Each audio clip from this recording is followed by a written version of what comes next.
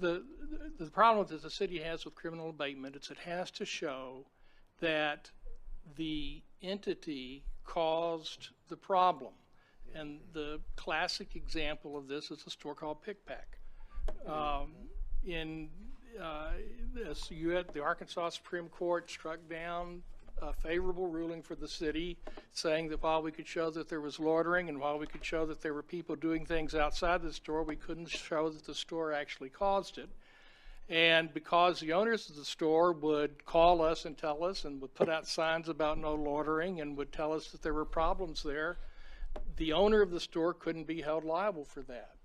The meat or the teeth in the criminal abatement program, and the mayor was very instrumental in getting the state law passed on this, is that if it is shown to be a nuisance like that, we can take the title to the store. And we've had 2 or 3 occasions where we've gone after a particular building, not for alcohol so much, but that's the problem. I mean, if I don't know what's going on with is it the Sunshine Mart that you mentioned? I don't know what's going on there, but if the owner of the store is calling the police and saying people are loitering, the state Supreme Court says we can't do anything to the store for that. So that, I know that there was an effort to try to change that in the last legislative session. I don't remember what the result was, but I don't think it got anywhere.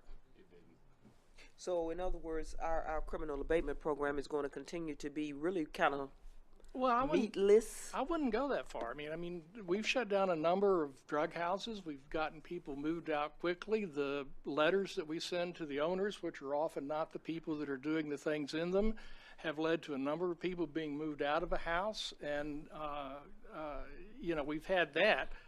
What we don't have is the Pick-Pack, you know. I mean, it's like, great, you're calling us and telling us this, but this keeps happening in your business or in your area, and you've got some responsibility for it. That's the place where we have problems with enforcement. I mean, the only thing I think you could do there is have a cop there 24 hours. We've got cameras there. We've got cameras that we check at night. I think we've even got the ability, one captain told me, to basically call out on a microphone and say, hey, cut that out, and people would flee. But, you know, unless you're right there 24 hours a day, that doesn't work. I want to make sure that Pick-Pack is also shown in a positive light. They collectively have met with us to ask what can they do to help us try to protect their respective area there for that little plaza.